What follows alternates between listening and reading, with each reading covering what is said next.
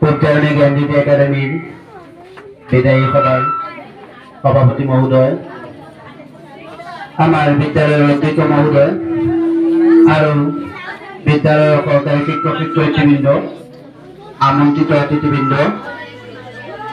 মৰমৰ শিক্ষাৰ্থীসকল, আজি আমাৰ 10মান শ্ৰেণীৰ বিদায়ী সভা।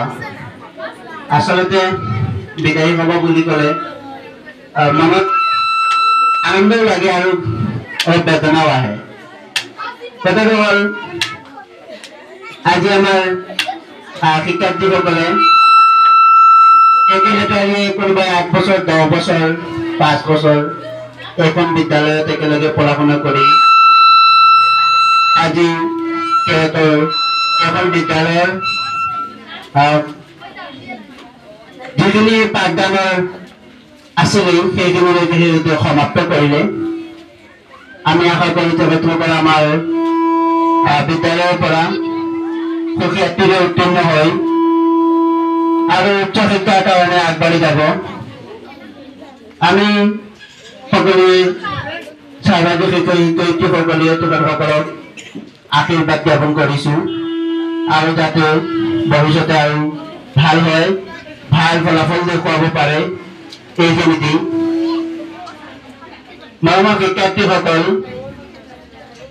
তোমালোকক এই বছৰৰ ভিতৰত পাঠদান দিয়াত আৰু এখন বিদ্যালয় পৰিচালনা কৰাত বিদ্যালয়ৰ শিক্ষাৰ্থীসকলক আমি সুকলমে চলাই নিয়াত হয়তো শিক্ষক শিক্ষয়িত্ৰীৰ ফালৰ পৰা বা আমাৰ ব্যক্তিগত ফালৰ পৰা কেতিয়াবা কোনো কটূক্তি হ'ব পাৰে বা তোমালোকক সুপথ দেখুৱাবলৈ কেতিয়াবা অনুশাসন কৰিব লগাও হৈছে। আশা কৰোঁ তোমালোকৰ একোজন অভিভাৱক বা গাৰ্জেন হিচাপে তোমালোকক সুপ্ৰদৰ্শক হিচাপে তোমালোকে ভাবি ল'বা।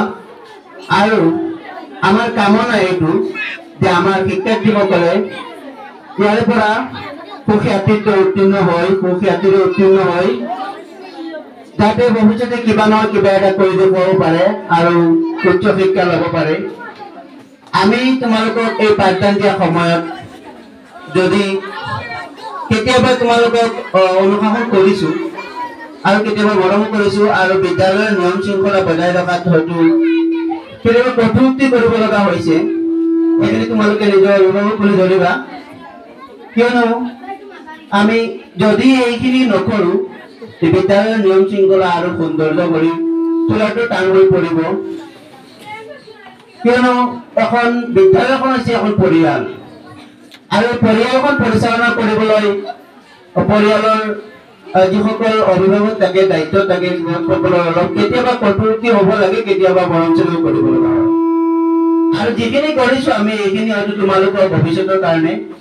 কাৰণ আমাৰো এতিয়া মনত পৰে যি সময়ত আমি ছাত্ৰ আছিলোঁ, আমাৰ শিক্ষাগুৰুসকলে আমাক কেতিয়াবা অনুশাসন কৰিছিল আৰু আমাক মৰমো কৰিছিল। আৰু এই অনুশাসনখিনি আজিৰ দিনত আমি অনুভৱ কৰিছোঁ, যিখিনি ছাৰসকলে আমাক অনুশাসন কৰিছিল এইখিনি নিশ্চয় আমাৰ ভালৰ কাৰণে। আজি আমি এইখিনি কথা মনত পেলাইছোঁ বাৰ বাৰ যে আমি 10মান শ্ৰেণীত থাকোঁতে বা হাই স্কুলত ME স্কুলত থাকোঁতে যিমানখিনি আমাৰ ছাৰসকলে যিমানখিনি গাইড দিছিল, সেই গাইডখিনিত কেতিয়াবা আমাৰ ওপৰত অলপ জোৰকেও পৰিছিল, কেতিয়াবা নৰমকে পৰিছিল। এই জোৰকে পৰাখিনি আমি এতিয়া ভাবিছোঁ আমাৰ ভৱিষ্যতৰ এটা পথ মুকলি হৈছে। মৰমৰ শিক্ষাৰ্থীসকল, আমি তোমালোকক আজিৰ দিনত এই গাইড দিওঁতে কেতিয়াবা তোমালোকৰ ওপৰত প্ৰেছাৰ পৰিছে বহুতো। আচলতে এই বিদ্যালয়ত ময়ে অলপ বেছি অনুশাসন কৰোঁ আৰু মই যিদিনে আৰু অলপ বেছি বেলেগ ধৰণৰ হয়, বেলেগকে ছাত্ৰ ছাত্ৰীক বেছি প্ৰেছাৰো দিওঁ, কেতিয়াবা চাফাইৰ ওপৰতো গুৰুত্ব দিওঁ, কেতিয়াবা পাঠদানৰ ওপৰত। প্ৰত্যেকটা ক্লাছতে মই বেছি পানিছমেণ্ট দিওঁ।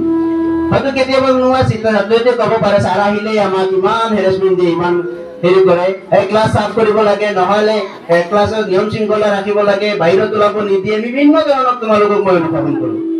নাজানো কোনে কেনেকে কৰে, হয়তো তোমালোকৰ মনত এনেকুৱা লাগে ছাৰে আমাক ইমান অনুশাসন কৰি ইমান শাসন কৰি ৰাখে।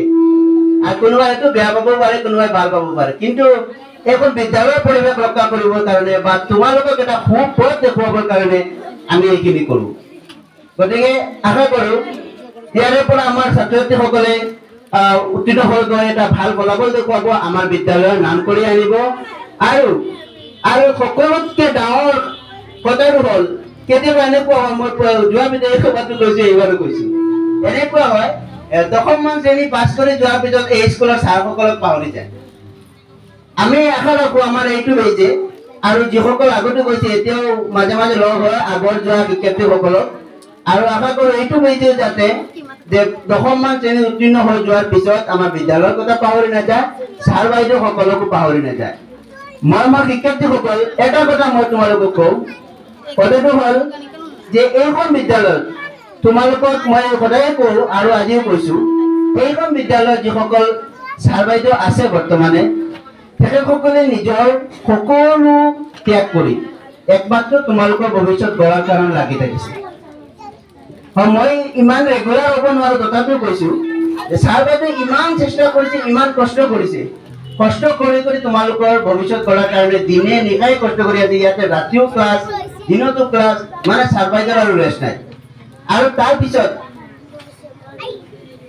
হিচাপ কৰিলে দেখা যায় ছাৰ বাইদেউৰ যিমানখিনি পৰিশ্ৰম আৰু কষ্ট, সেই পৰিশ্ৰম আৰু কষ্টৰ তুলনাত তেওঁলোকৰ ইমানখিনি দৰমহা নাই। তাৰপিছত ছাৰ বাইদেৱে যথেষ্ট মেহনত তোমালোকৰ কাৰণে কৰিছে।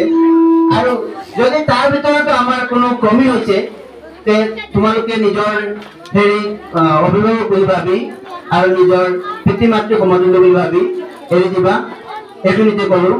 আৰু যাতে ভৱিষ্যতে আমাৰ বিদ্যালয়ৰ কথা, আমাৰ বিদ্যালয়ৰ শিক্ষক শিক্ষয়িত্ৰীৰ কথা সকলোকে মনত ৰাখি তোমালোকে আগুৱাই যোৱা, এইখিনিতে কৈ মই মোৰ বক্তব্য সামৰণি মাৰিলোঁ।